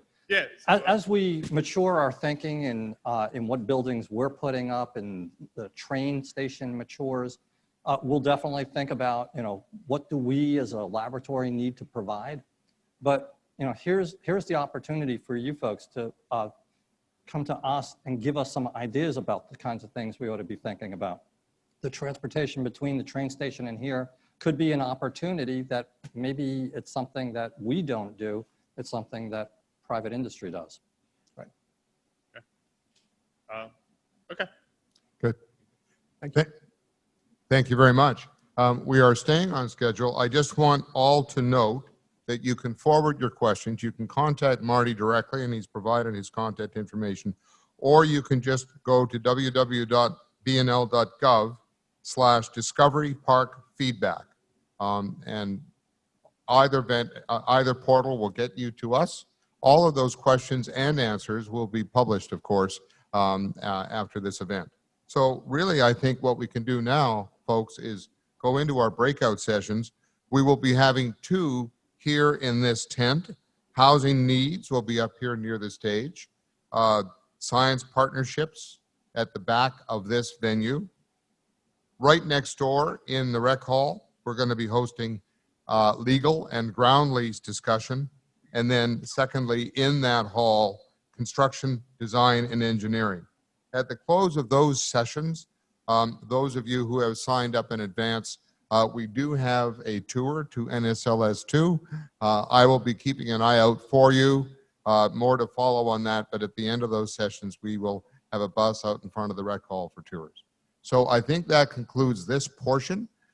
We will now just take a few minutes, 10 minutes max, to just restructure the room, and we're going to go into our independent, our separate 4 separate sessions. Those of you who are online have a separate link for each one. You're welcome to go between the 2 of them, between the 4 of them, but you do have your Zoom link for each of those sessions. Any questions, of course, you can email us. Thank you very much. We'll reconvene it. Oh, sorry, was there another question? Yes. You want to just go to the mic, please? Good. Thank you. Thanks, Chris. My name is Tom Dwyer. I'm here as a consultant representing Newmark Knight today. I was also a councilman in the town of North Hempstead from 02 to 13. So I understand some of the questions that George was asking today. And I think what's so important to people like George and other developers is to understand initially, up front, what is the structure going to be? How are we working with the town or the county? The town on zoning issues, the county on sanitary issues, on sewer issues.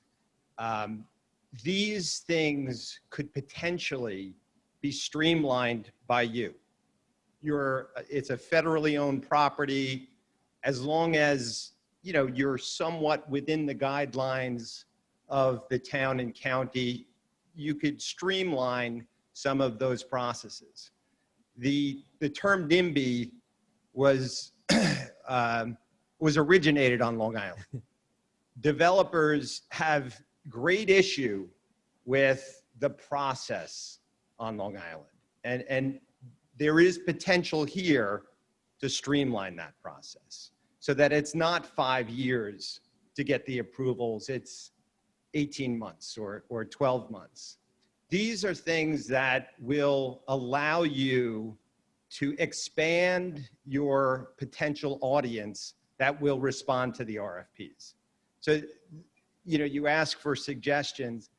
These are things that could make this sustainable for long term and bring in the best of the developers. So that's, I don't know if you want to comment on that, but it's just some information from someone who's been there. Thank you very much. Bob, do you want to respond? Sure. I'll just say what I heard from Ed Romaine today was that the town is welcoming for what we're doing here. And so once we take the information from today's industry day, and there may be a second industry day, is then we can formulate our path forward and approach people like Ed Romaine so that we can provide that certainty. And I have a quick question from the outside, just which you may want to just comment quickly. Considering the aim of this new development will be to engage the town of Brookhaven and the world at large, will the laboratory facilitate programs to encourage mentorship and exposure for interested people? Jack?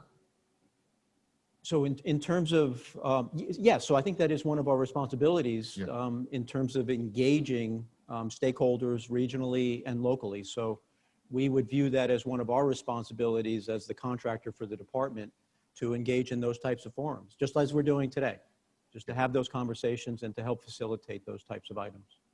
Great. Thank you. All right. I think it is quiet. So let me just add Bob, yes, one more piece to that is that as a federal agency, Jack is absolutely right. We have a responsibility for mentorship and help. So to the extent that the Department of Energy and us can work with the Small Business Administration or the SBDCs of the state, we will to make this viable. Great. Thank you. Great questions all. I appreciate this discussion very much. I think it is now safe. We will, in fact, now it is 12:23.